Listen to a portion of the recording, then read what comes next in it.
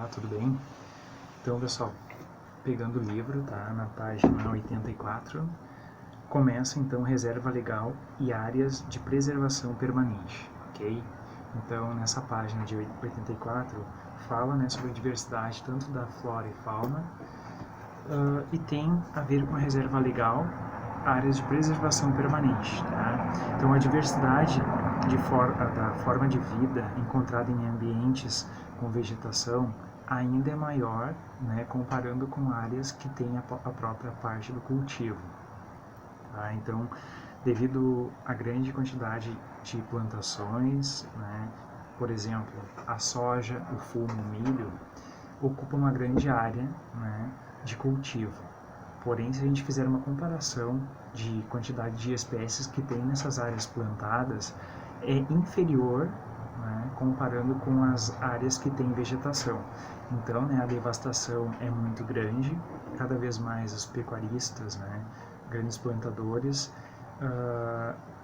seja, por exemplo, criação de gado, seja no cultivo da soja, consomem uma grande quantidade, né, de área, vai devastar grande parte da vegetação e com isso cada vez mais vai diminuir a concentração da nossa água, né?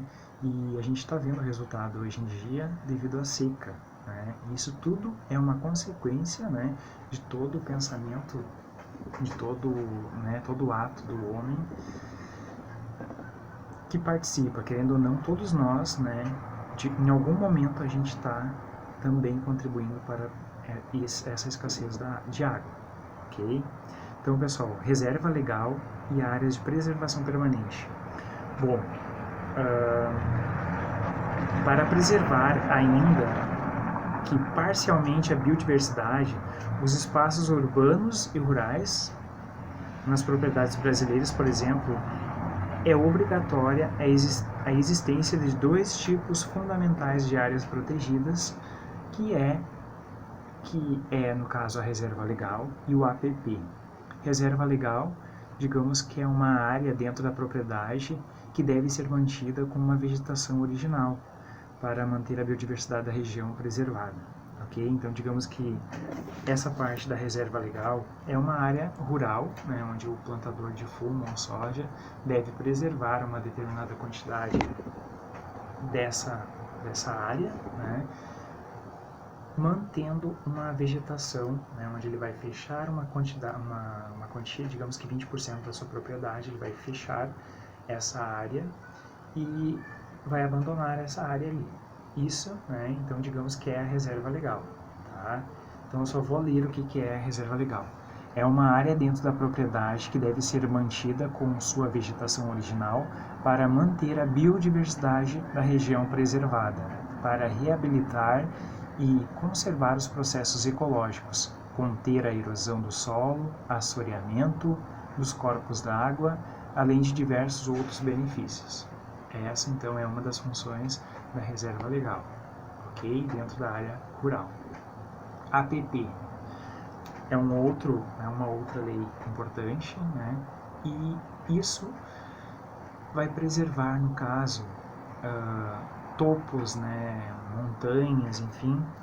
Eu vou ler então essa parte do APP. APP, a sigla significa Área de Preservação Permanente. Tá, eu só vou ler aqui então.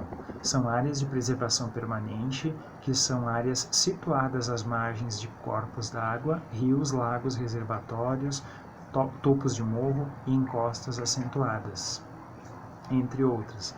Essas áreas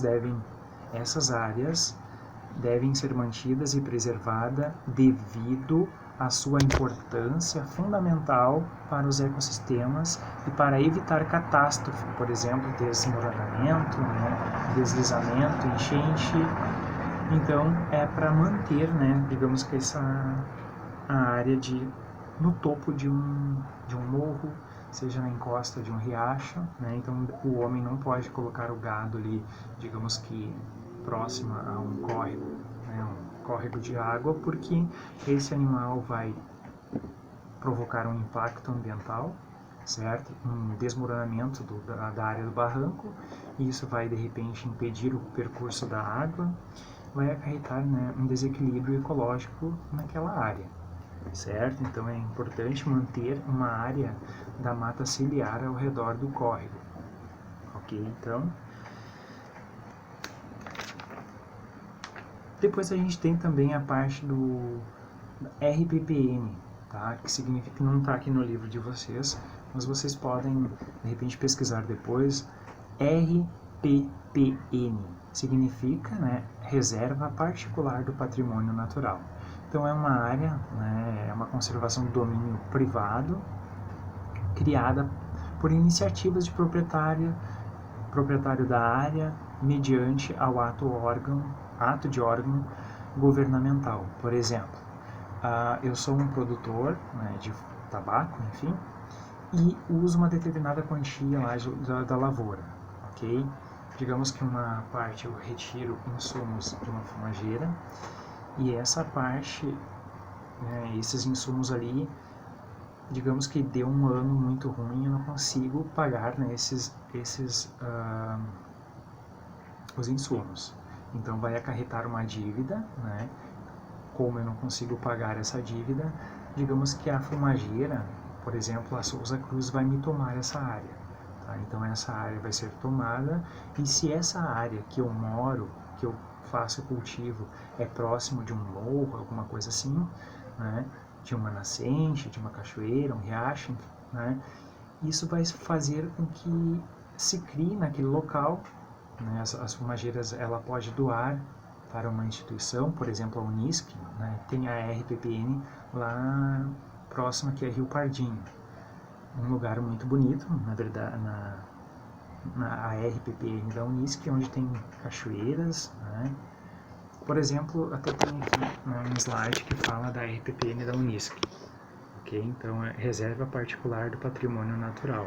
Então essa área, né, onde tem essas cachoeiras, é preservada, e isso foi de um agricultor que não pagou, né, a sua propriedade. Então a fumageira tomou essa área como pagamento, né, dos insumos, enfim, e fez, né, uma reserva particular do patrimônio natural.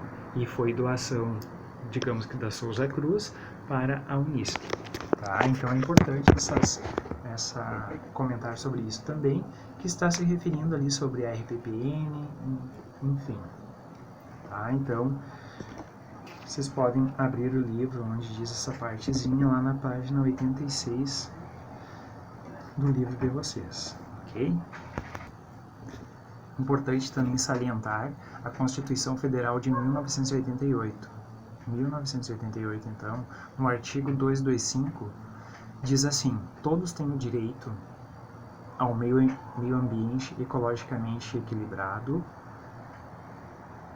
bem de uso comum do povo e essencial à sadia qualidade de vida. Tá? Então isso está no artigo 225, que rege então a questão da Constituição Federal, né, importante para o ato da preservação da biodiversidade. Depois a gente tem a lei número 9.605, de 12 de fevereiro de 1998. Tá? Então é a lei dos crimes ambientais. Isso quer dizer que os crimes ambientais, então, eles devem acontecer, eles acontecem e eles devem ser punidos. Mas nem toda ação que prejudica o meio ambiente pode ser classificado como um crime ambiental. Por exemplo, se a gente analisar uma grande cidade onde tem uma vasta concentração ou emissão de poluentes, muitas vezes, né, se passa despercebido. Então a poluição acima dos limites, muitas vezes estabelecidos por lei, nesse caso pode ser considerado um crime ambiental. Tá? Então grandes cidades onde tem uma grande concentração de indústrias e veículos, enfim, isso pode ser considerado um crime ambiental. Daí entra todas aquelas, né, leis, né, que vão fazer um regimento, que vão fazer um controle, né, para que a cidade equilibre a concentração de emissão de poluentes. Então, pessoal, questões, tá? Questão número 1, então. O que é APP e explique. 2. Como é feito o CAR? CAR. Pesquise também. 3. Sobre a reserva legal, onde é e como é feito. 4. Pesquisar e comentar sobre RPPN. 5. Sobre as medidas internacionais contra a poluição do ar, né, a gente tem vários líderes e variações de nações que se reúnem, para falar de componentes de poluição, para diminuir essa questão de poluição, tá? Então, digamos que vários países se mobilizam para, por exemplo, o Tratado de Kyoto, o Protocolo de Kyoto, depois tem o de Montreal, enfim, tem vários tratados ali que todos, né, eles estão trabalhando em prol da diminuição da poluição. Tá? Voltando, então, na questão número 5, tá? Sobre as medidas internacionais contra a poluição do ar, conceituar a importância das convenções internacionais devido à proteção do ambiente. Número 6, explique sobre o Protocolo de Montreal. Esse Protocolo de Montreal, vocês vão pesquisar, vão falar, né, que é uma convenção que ocorreu onde países, né, se mobilizaram para diminuir a questão da concentração de poluentes devido à questão da camada de ozônio. Tá? Então, devido à proteção, né, se refere à camada de ozônio, mas é para pesquisar e ver, né, realmente o que significa isso ali. 7. O que foi a Eco 92? Onde foi realizada? 8. Em 1997, que tipo de convenção internacional entrou em vigor e qual a função, né, desta convenção internacional? Número 9. Qual o papel da Convenção Rio+20 e onde ocorreu? E a 10, vocês vão fazer a questão número 1 da página 87, copiar a questão e responder. Ok? Abraço.